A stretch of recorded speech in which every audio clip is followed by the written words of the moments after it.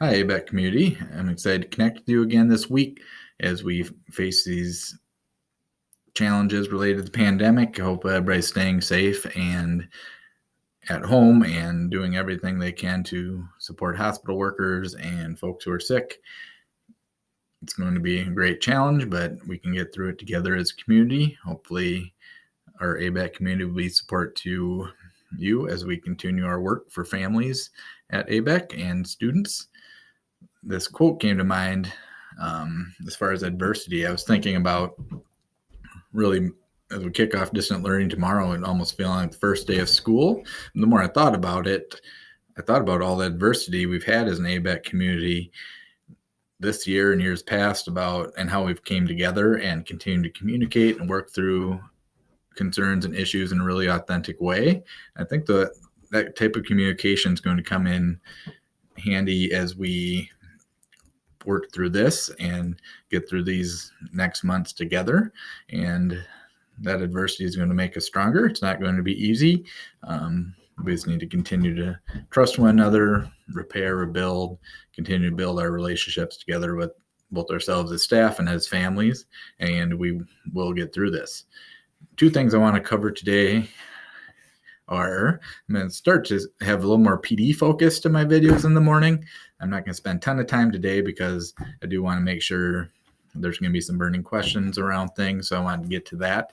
But I did want that we'll have more PD focus. And the first step is really the Pedagogy Confidence here by Yvette Jackson. Some great resources that I'll share in the email. And the most crucial part is there's these 7 high operational practices. And a couple of them here as far as activating student strengths and then situating learning into the lives of students.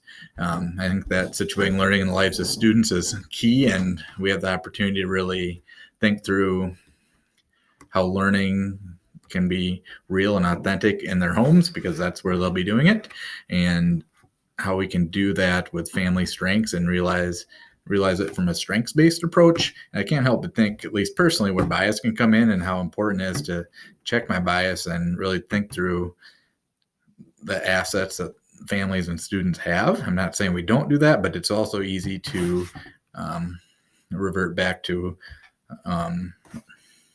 our own lived experience and think through others' lived experience and how they operate as a family system, and making sure we are honoring their own family system and their strengths and assets, and making sure we're not